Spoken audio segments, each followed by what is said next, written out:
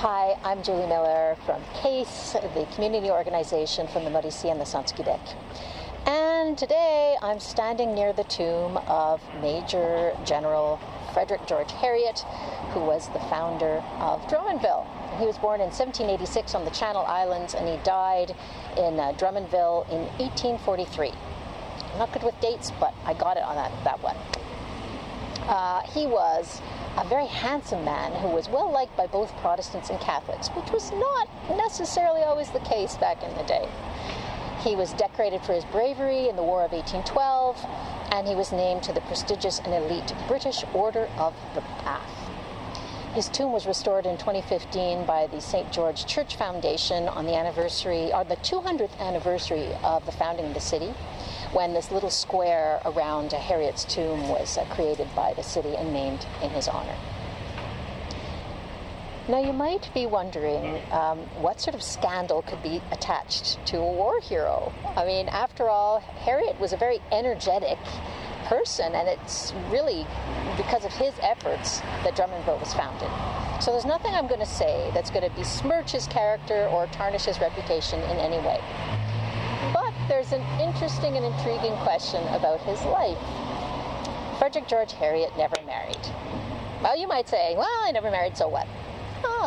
But for a man of his day not to marry, when over 90% of people married, especially a man who was as energetic as he was, with a high social status and very ambitious, well, then you wonder, well, why didn't he marry? And when I tell friends or I talk about the fact, I talk about his life, I say, oh yeah, Heriot never married. People go, oh, he never married. What, was he gay? So was Frederick George Heriot gay? It's a good question. We'll probably never know, but it's an intriguing question to consider. In the 1700s and the 1800s, there was no concept of hetero or homosexuality in people's consciousness, not like there is today. Life was very difficult for queer people, although they wouldn't have identified themselves as such. People viewed same-sex relations as an impulse against nature and therefore against God. And same-sex relations were punishable by death, so they were very, very highly taboo, and public executions and hangings went on through the 1800s. Here in Canada, there's scant early references to homosexuality, but in New France there is a mention of it in 1648. There was a military drummer who was condemned to death by a Jesuit for his relationship with an Aboriginal man. And his sentence was only commuted when he accepted to become the colony's first ever permanent executioner. What a price to pay. So the question is, would Heriot have known about these stories? He did come of age in Quebec City, living in the garrison. He was 16 to 26 at that time, and from 1802 to 1812. He might not have known about that story, but he probably had heard of two contemporary stories that happened in Upper Canada. So in 1810, a man named Alexander Wood, who was a merchant and a magistrate, was caught up in a scandal where he was accused of having created a false rape case, so he could go around and examine men's private parts. Then in 1838, a peer of Heriot's in Upper Canada, a man named George Herchmer Markland, who was a member of the Legislative Assembly of Upper Canada, he was removed from his seat after he had allegedly engaged in sexual relations with other men. So Heriot, he probably would have heard of this. He was a reader of the newspapers. 2 years before Heriot's death, in 1841, the Canadian Criminal Code made homosexuality punishable by death. And the following year, the first two men to be arrested of sodomy were thrown into the Kingston Penitentiary in a very scandalous case. So Heriot would have probably been quite aware of this. So if Heriot was gay, he would have been really strongly motivated to repress it because the stakes were really high. He was a decorated war hero. He was the founder of the city. He had acquired 12,000 acres of land, and he'd helped to develop 40,000 more. And what's more, he was the elected representative for the newly created riding of Drummond in the House of Assembly. So this was not just some inheritance that he had. This was the fruit of his own labors. And would he have done anything to jeopardize that? I don't think so. But here's another question to ask. If a man was gay, would he not have married then? And that's not the case at all. Not back in those days. Marriage was often an economic question, and especially for people who were well off. It was a contract between two families to either maintain or increase social prestige and to pass on land and wealth. It was fun if love was part of it, but it didn't have to be.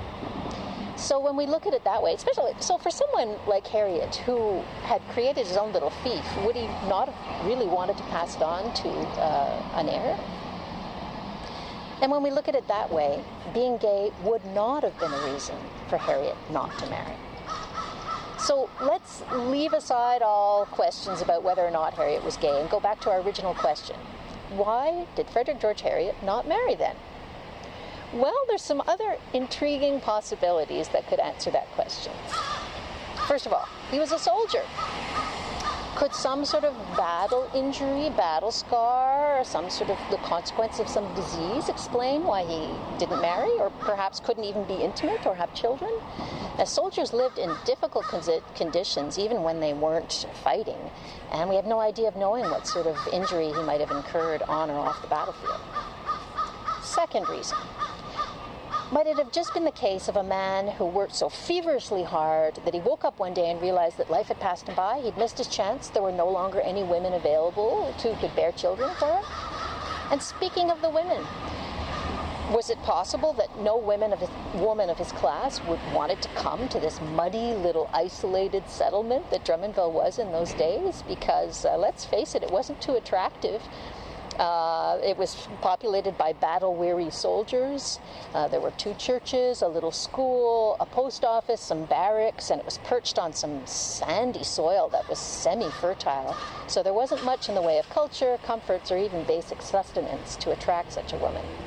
And then there's another possibility. It's the stereotypical romantic notion that perhaps Heriot had never married because his heart had been broken.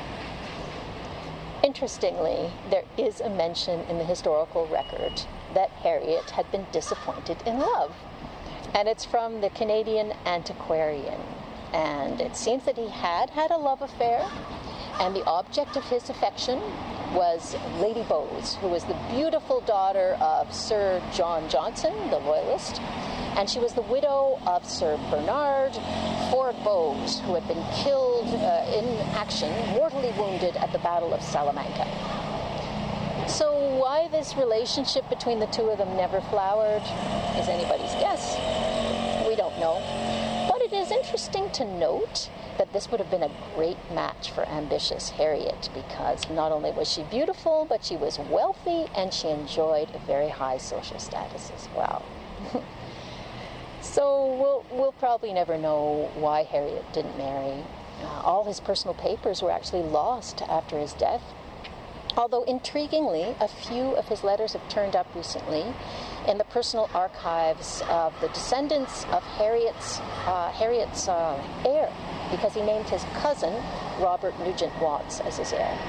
So maybe there'll be something in those letters that shines a light on his personal life or why Heriot never married.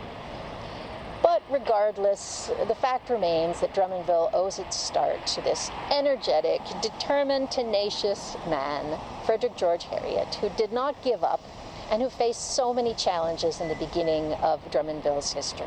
There were droughts. People were hungry. There was an epidemic. There was a huge fire that razed the town. There were tornadoes. There were administrative and practical challenges to the founding of this settlement, and he never gave up. I'd just like to mention a little footnote about the legal status of same-sex relations here in Canada.